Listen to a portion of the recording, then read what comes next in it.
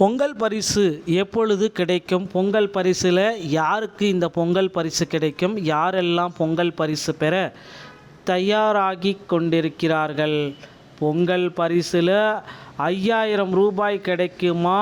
6000 ரூபாய் கிடைக்குமா? அதற்கு மேல் கிடைக்குமா?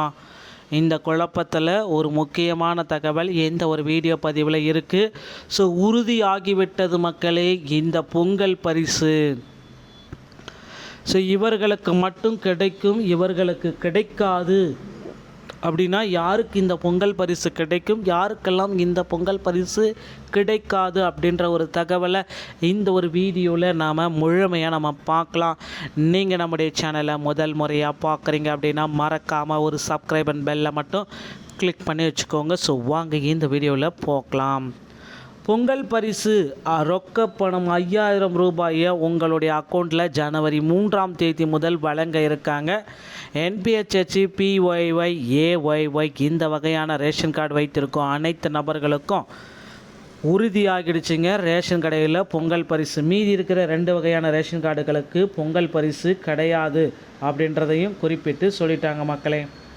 அதனால் இந்த பொங்கல் பரிசை பெறத்துக்கு இப்பொழுதிருந்தே உங்களை தயார்படுத்தி கொள்ளுங்கள். ஸோ பொங்கல் பரிசு தேர்தல் காலம் நெருங்குவதால் வாக்காளர்களை குஷிப்படுத்த இந்த பொங்கல் பரிசு இருக்கும். பொங்கல் பரிசு ரூபாய் 3000 கண்டிப்பாக கிடைக்கும். ஜனவரியில் எந்த தேதியில் கிடைக்கும்? 3000லிருந்து 5000 வரை வாக்காளர்களை குஷிப்படுத்த பொங்கல் பரிசு திட்டம் நடைபெற இருக்குங்க. ஸோ வரக்கூடிய சட்டமன்ற தேர்தல் நடைபெற உள்ளதால் பொங்கல் பண்டிகைக்கு ரேஷன் கார்டுகாரர்களுக்கு தலா 3000 முதல் 5000 வழங்க தமிழ்நாடு அரசு முடிவு செய்துள்ளது. மேலும் 2.25 கோடி குடும்பங்களுக்கு தலா 1 கிலோ பச்சரிசி, சர்க்கரை, முழு கரும்பு அடங்கிய பொங்கல் பரிசு தொகுப்பும் வழங்கப்பட உள்ளது. வாக்காளர்களை குஷிப்படுத்தும் வகையில் இம்முறை பொங்கல் பரிசு தொகுப்பும் இருக்கும் என தலைமை செயலக வட்டாரத்தில் கூறப்படுகிறது. தமிழகத்தில் விரைவில் பொங்கல் பண்டிகை வரவுள்ள நிலையில் பரிசு தொகை வழங்குவதற்கு முதலமைச்சர் ஸ்டாலின் தலைமையிலான திமுக அரசு ஆலோசனை செஞ்சுட்டு வருது.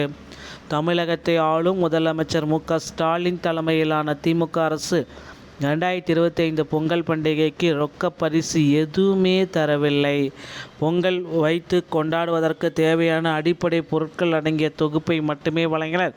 ஆனால் வரவிருக்கும் 2026ஆம் ஆண்டு பொங்கல் பண்டிகை அப்படி எளிதாக கடந்து சென்றுவிட முடியாது. ஆளும் அரசும் சில கணக்குகளை போட்டு வைத்து கொண்டிருக்கிறது.